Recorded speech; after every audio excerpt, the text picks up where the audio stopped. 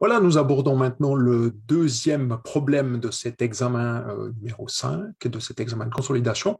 La première partie était dédiée aux apurements. Nous nous trouvons ici, dans la deuxième partie, au processus en tant que tel de la consolidation, c'est-à-dire retraitement des transactions internes au niveau du groupe, élimination des bénéfices internes non réalisés sur différentes positions au bilan, calcul du goodwill, retraitement du capital, c'est-à-dire consolidation du capital. Pour vous tenir informé des nouveaux cours et exercices corrigés de Better Study, n'oubliez pas de vous abonner à la chaîne et de cliquer sur la cloche. Nous allons passer ensemble donc cette revue. Nous avons plusieurs informations ici. On nous dit tout d'abord que le problème que l'on est en train de traiter n'a aucun lien avec le précédent. Donc tout ce qu'on a fait avant, les apurements, tous les chiffres, on les laisse de côté, on repart à zéro. On nous dit que début 2001, la société mère M a acquis pour une valeur de 200 60% des actions de la société fille T. Pour l'instant, pas d'informations concernant la valeur au moment de l'acquisition de cette société fille. Peut-être ça viendra par la suite. On nous demande d'établir à l'aide de la feuille de consolidation qui se trouve sur la page suivante, le bouclement à fin 2004.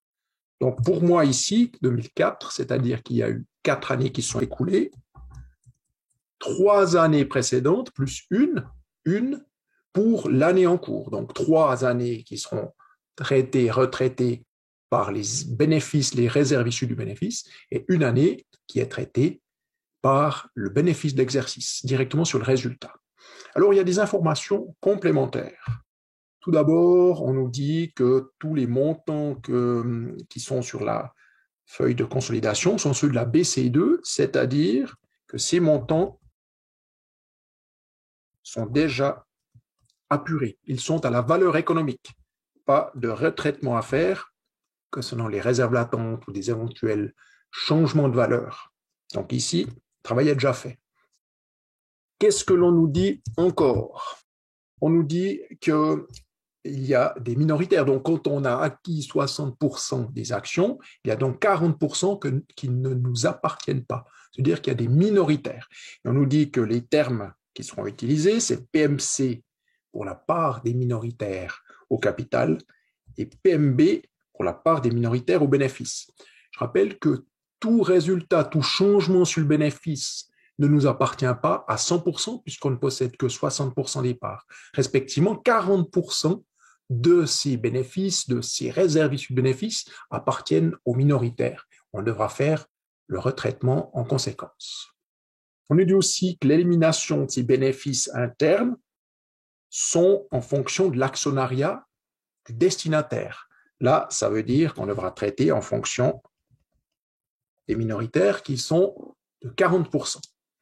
On nous parle encore du goodwill qui a été porté au bilan à la date d'acquisition, qui amortit sur une valeur de 5 ans. Donc le goodwill, c'est la différence entre le prix d'achat payé et le prix, la valeur de la société au moment de l'acquisition. Pour l'instant, cette valeur, on ne la connaît toujours pas.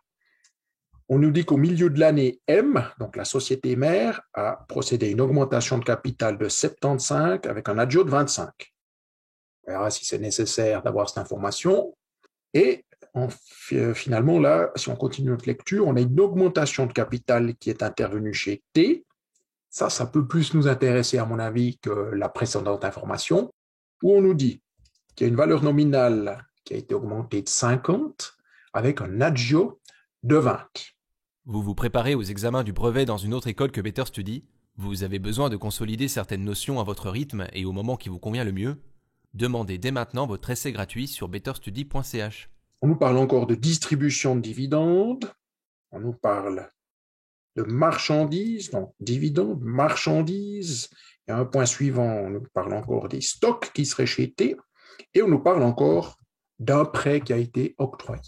Donc pour l'instant, on n'a pas d'informations sur le prix, sur la valeur de la société au moment de l'acquisition. On a payé 200 pour 60%, et quelle était la valeur des comptes? Pour l'instant, on ne sait pas. Il faut aller chercher cette information dans les comptes. Toutefois, n'oublions pas que l'acquisition que nous avons fait de T a eu une augmentation de capital entre deux, donc de 50 et de 120. Donc ça, par contre, il faudra bien en tenir compte. On va aller chercher finalement sur cette feuille de consolidation, sur cette BC2, on voit qu'on a les comptes de T. On a donc ici T et on voit capital action et réserve issue du capital. On voit que chez T, le capital action est de 150 au 31/12, que les réserves issues du capital sont de 120. Je rappelle juste que toutes les réserves qui étaient présentes au moment de l'acquisition, chez T, ont été considérées au niveau du groupe lors de la consolidation comme étant des réserves issues du capital. Donc, dans ces réserves issues du capital, nous avons déjà tout ce qui était présent au moment de l'acquisition, toutes ces réserves légales issues du bénéfice, facultatives, ont déjà normalement tout été incluses dans les réserves issues du capital. On a donc 150 et 120. Donc 150 de capital action, 120 de réserves issues du capital. On peut donc dire qu'on a une augmentation en 2002 alors que nous avons fait l'acquisition en 2001. Chaque année, des centaines d'apprenants nous font confiance. Vous aussi réussissez vos projets avec les cours en ligne de Better Study. Contactez notre institut pour votre essai gratuit sur betterstudy.ch. On peut dire qu'on avait 150 et 120 au 31/12, ce qui fait qu'initialement, on avait 100 et 100. Donc, avant l'augmentation du capital, nous avions 100 de capital action et 100 de réserve issue du capital. Ce qui fait un total de 200. Si on revient sur la première phase, on nous dit qu'on a payé 200 pour 60%. Donc, 60% de 200, ça veut dire que la valeur qu'on a acquise en payant 200, on a été prêt à payer 200 pour acquérir 120 de valeur. Ce qui fait qu'il y a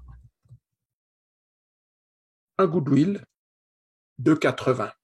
Goodwill qui est amorti sur 5 ans, soit 16 par an. Ce que je vous propose, pour pouvoir bien retravailler ces différents postes, pour les attributions, pour bien voir les montants, je vous propose de poser ici un tableau. On a donc capital action et les réserves de capital. On a un montant, enfin une valeur de 100%, une valeur de 60 qui nous revient, qui concerne notre partie, et une valeur de 40 qui, elle, 40%, qui, elle, correspond au minoritaire.